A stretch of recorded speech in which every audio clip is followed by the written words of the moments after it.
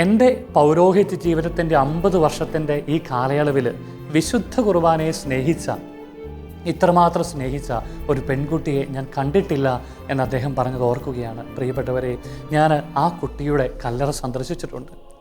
വിശുദ്ധ കുർബാനയെ സ്നേഹിച്ചവരുടെ കല്ലറകൾ സന്ദർശിക്കുന്നത് തന്നെ വലിയൊരു അനുഗ്രഹമായിട്ട് മാറുകയാണ്, വലിയൊരു ശക്തിയാണ്.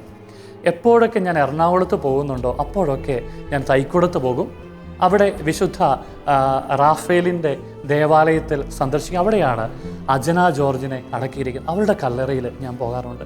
കാരണം വിശുദ്ധ കുർബാനയെ സ്നേഹിക്കുന്നവരുടെ കബറിടത്തിന്, കല്ലറയ്ക്ക് വലിയൊരു കരുത്താണ്.